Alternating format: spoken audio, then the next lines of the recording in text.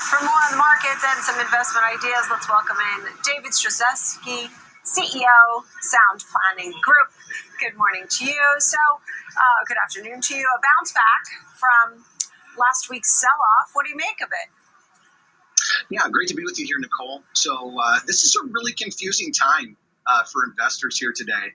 The Fed policy is not influencing inflation so much at this point, but rather inflation seems to be influencing the Fed policy. So, we've had 3 bear market bounces here since things, started getting choppy last year. And about 12 months ago, we saw interest rates rising.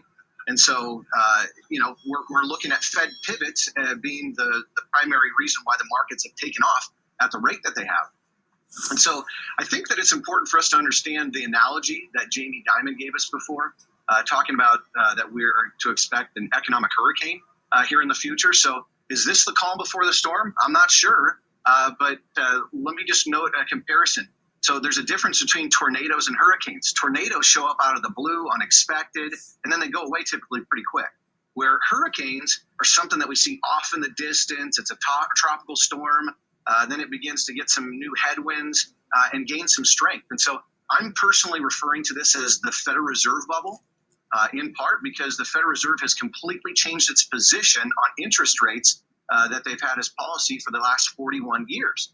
And so because of this extreme nature of the raising of the interest rates, I think that it's flipped the entire market right now. And this is really important for us to understand because the Federal Reserve bubble is going to be able to it's going to ultimately mess with our stock prices. Just think growth companies right now as we see the treasuries increase.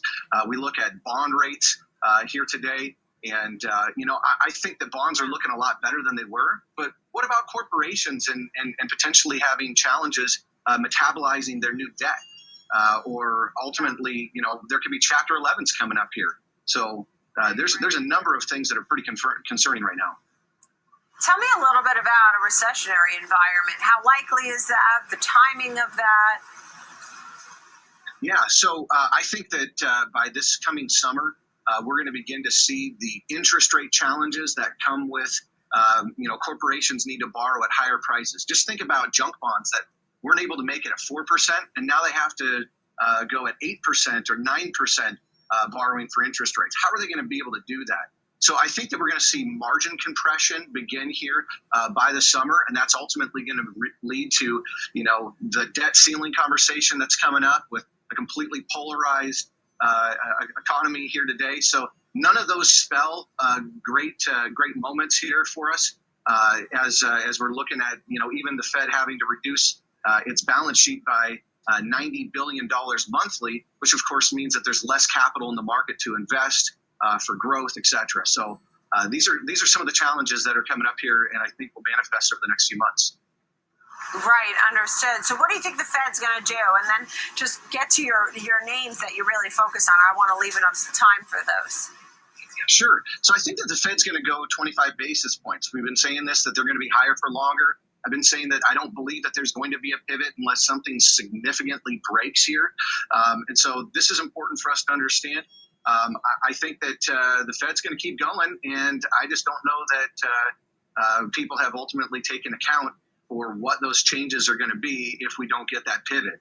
But kind of getting into some of the names, the goal here is to ride bull markets and to tame bear markets. And so I've got some alternative ideas that I think are valuable for the viewers to understand. One being gold and silver. So we're looking at central banks buying more gold and silver than at any other time in history. Also, if we look at the price of gold and silver relative to places like the euro and not just USD, which it's traded in, I think that you see a little bit different of an outcome of how strong that metals have ultimately been here over the last little bit. We're seeing oil and gas having some of the best margins out there and pricing power. Could you imagine if we even had one fire, one spill, one challenge? Not to mention the fact that until we can stabilize the diesel supply, we're going to continue to have inflationary challenges with shipping costs, which is reflected in the PMI results. And so I think that there's some great names there.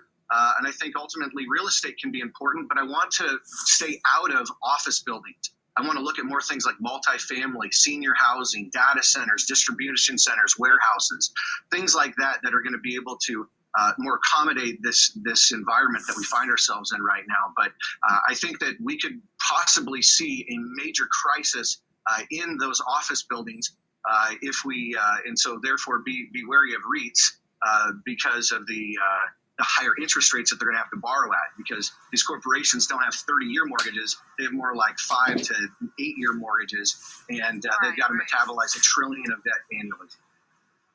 Yeah, you have also investing, but assets, cash assets, protection assets, risk assets. I mean, when we think of cash assets, short-term treasuries, that's been very popular of late. Explain these different asset groups and what investors should be thinking. Sure. So we have cash assets, protected assets, and risk assets. Those are the 3 primary categories.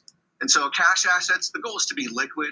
I think that as we find ourselves deeper in the summer, there's going to be some tremendous buying opportunities. So having a higher allocation there, intelligent. Protected assets, which are traditionally thought as bond assets. I'm going to say that there's 5 ways that bonds can lose money. I believe all 5 are on the table right now. So we're looking at alternatives today, like growth-oriented fixed index annuities. In my opinion, there's never been a better alternative and a better time to particularly own those and look at those as bond alternatives. And then last in those risk assets, that's where we're going to be holding equities and different positions that can both go up and down. And of course, hey, we're in the market right now. I just want to be very clear. We have 30 different portfolios. It's just that we need to have the right balance and the right percentages based upon our time frames before retirement, what we're trying to accomplish, et cetera. And so our firm primarily works with people that are entering into retirement or that are in retirement. And so we need to be a lot more protected today because, hey, if the market goes up 10% more, that would be wonderful. But what if it dropped another 30, 40, or 50%? My guess is that would have a change and reflect a change in your entire retirement process. So we need to be very cautious as there's a lot at risk here today. Right, understood. David Stryzewski, thank you. CEO of Sound Planning Group. A good look there at the markets, investment ideas, the Fed. Thank you very much, David.